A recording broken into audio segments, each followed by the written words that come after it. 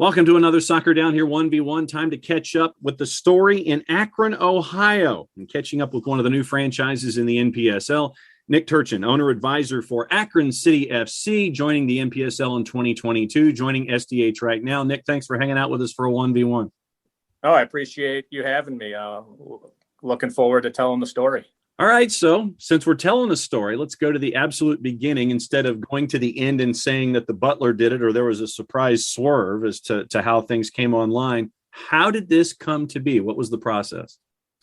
Yeah, again, we could probably have a whole separate show for something like this, but the short story of it is fairly well connected in the soccer world here in Northeast Ohio. Kids are playing, they're at that age now, some club soccer, some travel soccer, and you get connected with a lot of the guys in the industry, and the idea just started to float out there. Why don't we do this? One of the next questions might be why Akron, and we can get into that. But, we just felt like this was a great time. Akron's a phenomenal market from a soccer perspective and an overall sports perspective as well. So, people kind of joke like pandemic projects, everyone was things were a little bit slow here over the last 18 months. And one thing that led to another, we got the idea on paper, contacted a couple leagues, settled on NPSL, and here we are today. So, got a good group of folks that understand business, understand sports business, and then a group of guys that understand the soccer world. So it's quite the mix of folks on this project. So then what turned you toward the NPSL and looking at all the leagues and opportunities that you did? What sold you on the NPSL as your destination? Yeah, again, we're looking at this. It's a soccer team. It's a sports organization. But at the end of the day, these are businesses. We spoke with a lot of owners and investors and soccer guys across the country with various leagues, and we just like the NPSL's model. We heard the term entrepreneurs and innovators thrown out there a lot, and this group is that, and then some. So we just thought it would be after doing all the research, we just felt it was a great fit. We love the folks at the league. Everyone else was great. There wasn't, we could have been saying the same thing about the other leagues, but at the end of the day, NPSL just kind of rose to the top. For those not familiar with what soccer means to Akron, the Akron area, and that part of the footprint in Ohio, break it down for us a little bit and let everybody know about what soccer means to Akron and that part of Ohio. Yeah, I mean, like most areas in the country, it is the most participated in sport at the youth levels. I kind of come from a generation where it's a generation of my generation. We were the first. Our parents didn't play the game. Now it's a generation of kids whose parents played the game. So there's much more passion around the game. There's so much more knowledge around the game. That could be good or bad depending on where you end up. But Akron, again, just such a phenomenal market. The youth soccer scene there, when we were looking at the opportunity, we calculated something like 10,000 kids playing the sport in the area, from like rec 3-year-olds up to high school players. So it's sort of ingrained. It's ingrained in Northeast Ohio.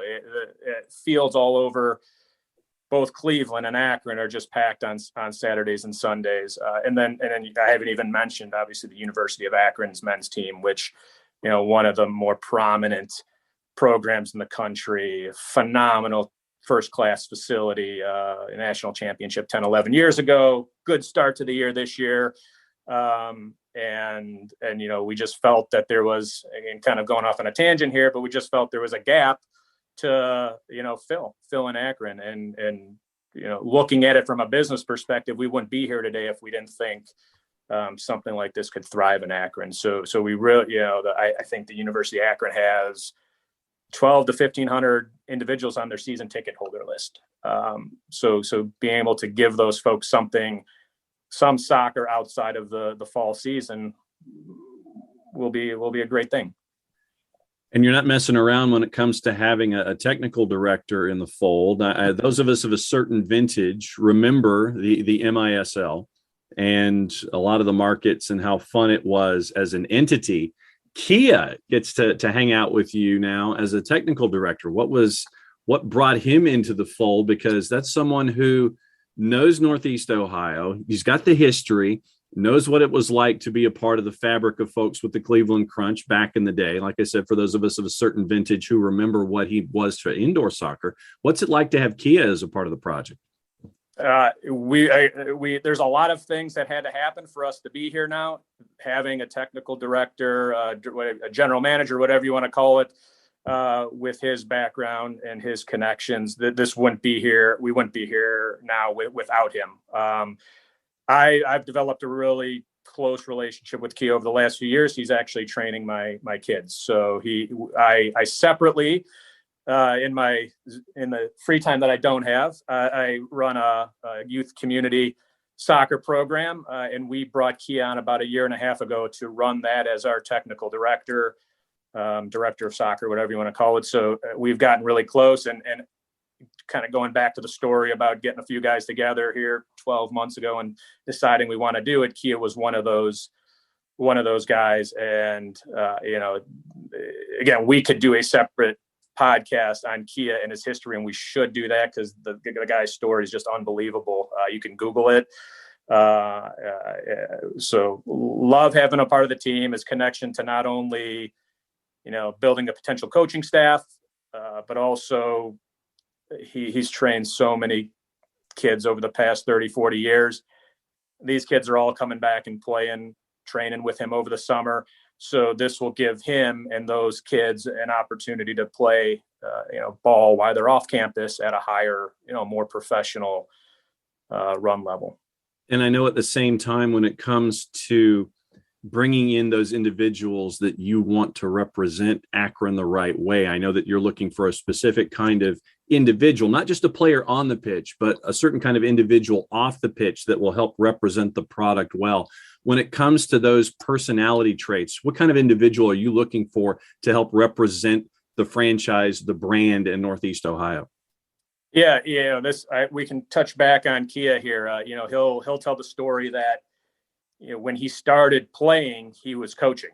Yeah, he started coaching at 17 when he started playing professionally. And he always talking about you actually learn more by teaching. So, the guys that we plan to bring in, they're going to be training. They're going to be running training for the youth clubs that we run in town. We're going to be doing camps. So, we want individuals who are obviously skilled on the field, but also willing to give back off the field. Because again, it's ultimately about, for us, community. That's a buzzword that gets thrown on, I think, around on all of these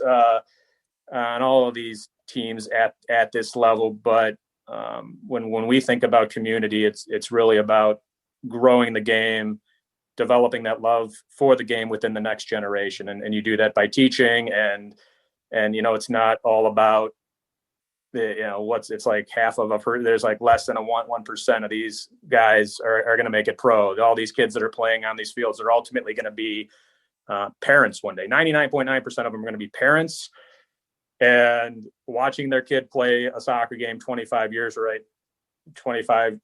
down the road. So if we instill the right things in these kids now, the next generation just gets better and better. So, we just think about that. Good people. We even, kind of going off on a tangent here, but, especially these college kids, they have opportunities now. There's earning opportunities. So, we can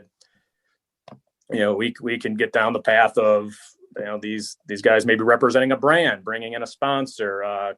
Can you be the face of a local dealership or a local mom and pop restaurant? So, it's again, probably another topic that could take up a whole podcast, but that's kind of where we're at on that. And you're also going into a conference that has a lot of rivalry that's already been built in, in the Rust Belt. It's Cleveland, it's Pittsburgh Hotspurs, it's FC Buffalo with what they've been able to build. Erie Commodores have been around for a while. Rochester Lancers version in the NPSL, they're there, Syracuse FC. So you're going into a Rust Belt conference area where communities, once again, they've been a part of the footprint of the NPSL, and you get to make your impact in there too. Yes, that's correct. And find me a better region sports wise, not just soccer, but sports wise than that kind of Rust Belt Midwest. Maybe I'm a bit biased because I'm from here, but the passion runs deep regardless of the sport, whether pro, amateur, college. So we are, again, it was one of the, knowing that we would be in a conference with so many great existing teams in phenomenal markets, it made the NPSL decision so much easier. So we've already reached out and had conversations with the owners of almost every team in the conference. We're looking forward to getting on the field with them. Looking forward to partnering with them off the pitch and figuring out how we can do some things to, again, just continue to grow the game in the larger region there. Every owner, advisor, investor and we'll go ahead and use the business term, a startup. Mm-hmm. There's always that to-do list. And this is what I like to ask across the board when we visit with each of the new teams that come online here in the NPSL. Somewhere in your office, there is that to-do list. It could be, on a document that's saved on your phone where you pull out the stylus and you have an idea, you write it down, you put the stylus back in your phone. It could be on a magnet board that's on your fridge in your kitchen, could be on legal pads somewhere buried there in your office, or it could be on one of those big whiteboards that's like 3x10 that has a bunch of writing on it in black ink with lists and things like that. With 2022 not being all that far away, where is the to-do list? And what do you think the first thing that you can cross off after this conversation? What do you think that is?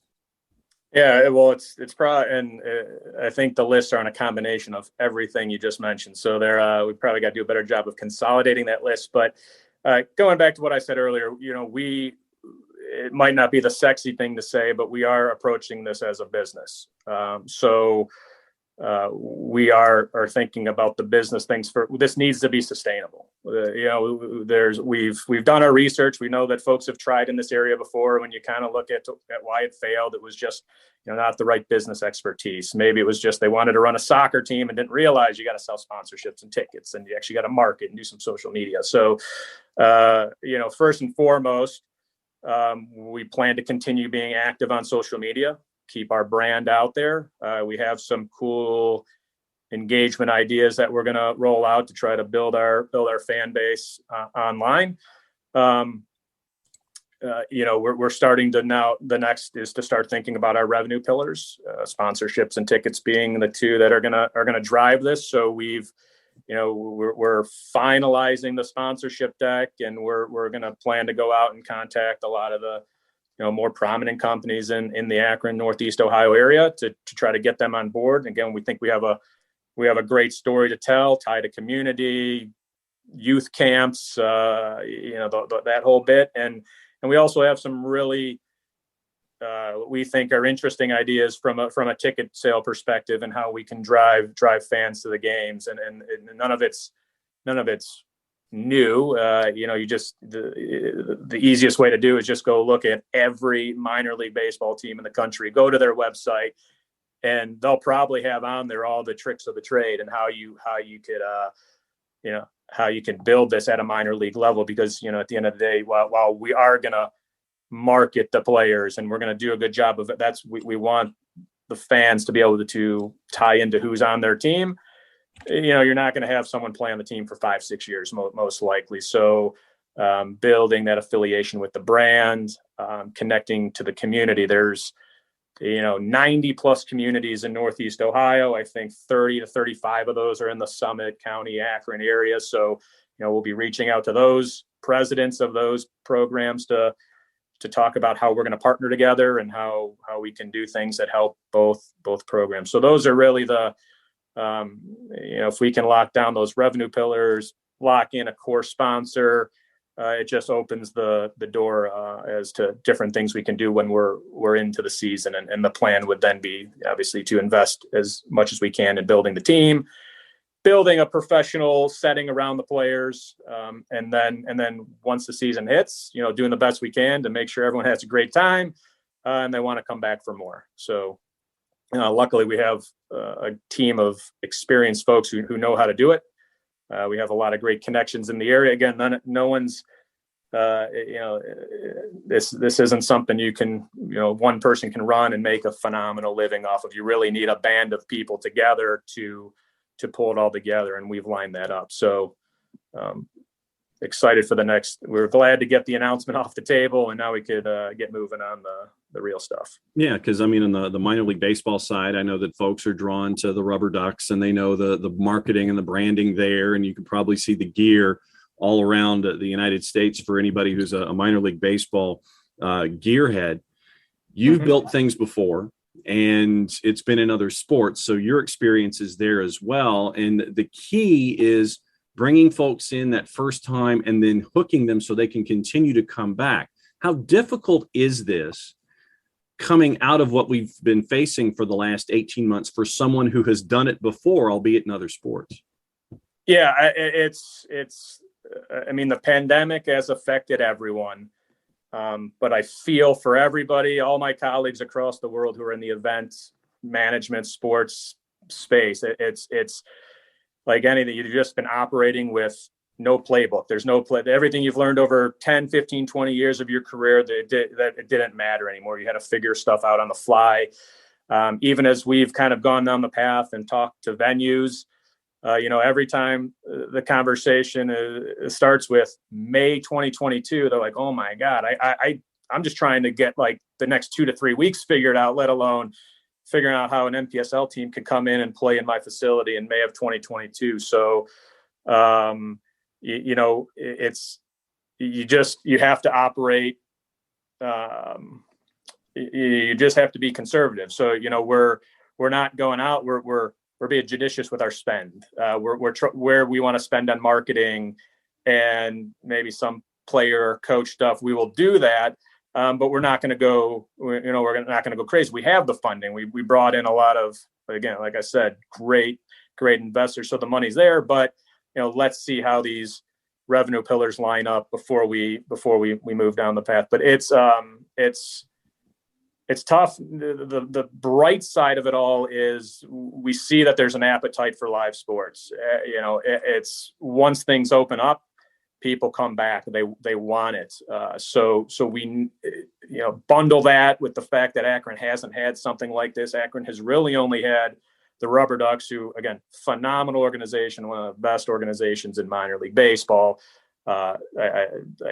We looked at their attendance numbers when we were going through the expansion process. And we even think there's ways we can probably work with them to really help, maybe there's a 2-for-1 night if we're both playing on the same day. So yeah, I'm excited about the prospects as long as this COVID thing doesn't go sideways here over the next few months. I'm not overly concerned about us being able to get fans out come May. All right. Time for the promo for those that want to keep an eye on everything that's going on there with Akron City. How do they do it? Yeah, our website is akroncityfc.com, and Instagram, Facebook, and Twitter at Akron City FC. And if you're on the website, you can subscribe to our mailing list, and we'll start shortly communicating probably pretty regularly. And yeah, that's the easiest way to stay. And we're gonna, like I said, on social media, we're gonna be very interactive. So you're gonna wanna follow us. We're gonna do some giveaways tied to contests and fun stuff that we think people will enjoy as why we try to kill these next 6 to 7 months before the season starts. Nick Turchan, owner, advisor, and investor with everything going on with Akron City FC, newest franchise in the NPSL. Nick, thanks for hanging out with us here at Soccer Down Here with a 1v1. We'll be keeping an eye because we know that the NPSL season will be here before you know it. Thanks for hanging out with us for a 1v1. Thank you. Appreciate it.